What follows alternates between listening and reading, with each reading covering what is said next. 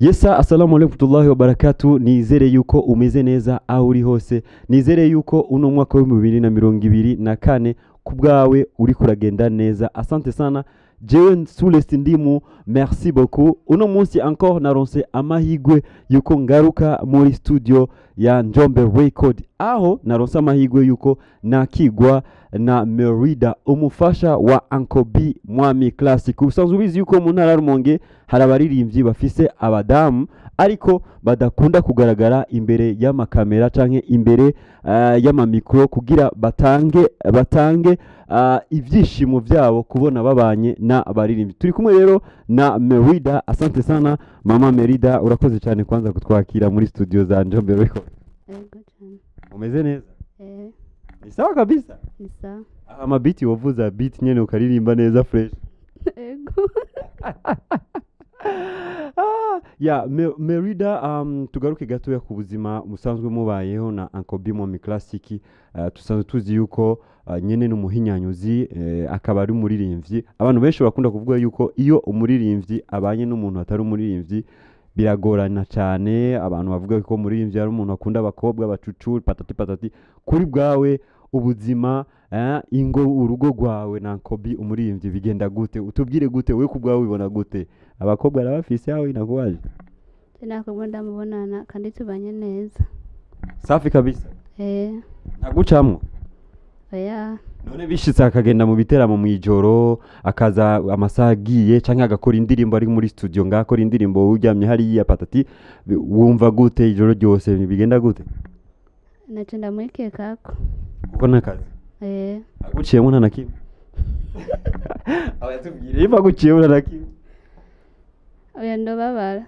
Wababara. Ku bantu rero biyumvira yuko ubuzima umuntu akundanye canke abanye n'umuririmbyi bimugora ntiyo kwemera yuko abana n'umuririmbyi kubwawo muhanurike? Jewe. Cyo muhanura ati wewe vraiment ivyo bavuga ku baririmbyi canke bapoho inyanyuzi sivyo genda wubake. Wo muhanuriki? Agende kubaka canke ntagende? Agende. Agende kubaka?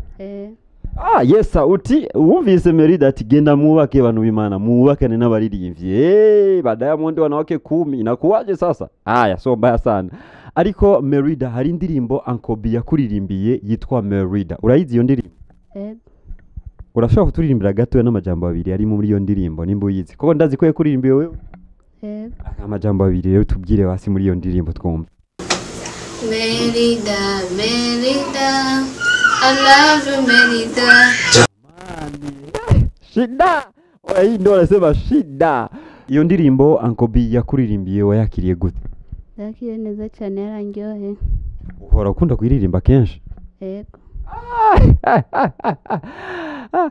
Yes, reka tugushimire MERIDA. Yego.